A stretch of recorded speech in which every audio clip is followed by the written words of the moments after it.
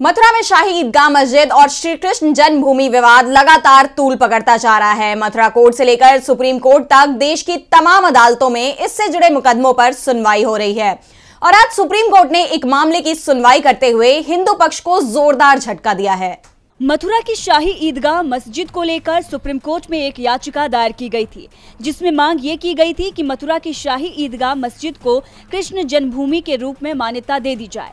दरअसल ये याचिका पहले इलाहाबाद हाई कोर्ट में लगाई गई थी, लेकिन हाई कोर्ट ने याचिका को खारिज कर दिया तो पक्षकार सुप्रीम कोर्ट पहुंच गए। याचिकाकर्ता वकील महक महेश्वरी ने याचिका लगाते हुए ये दावा किया कि ये स्थल इस्लाम के आने से पहले से है, इसलिए उसका मालिकाना हक हिंदुओं को दे दिया जाना चाहिए।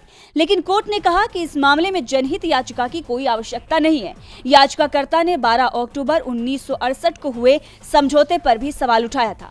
श्री कृष्ण जन्मभूमि सेवा संघ और शाही ईदगाह के बीच भूमि वितरण का समझौता हुआ था। याचिका में कहा गया कि वो समझौता ही गलत था।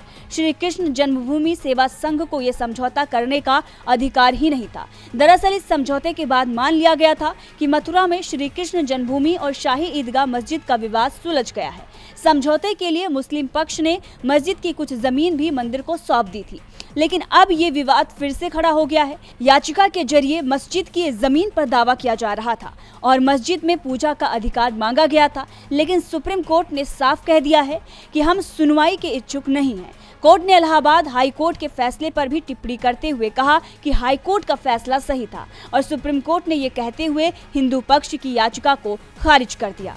डीबी लाइव की रिपोर्ट।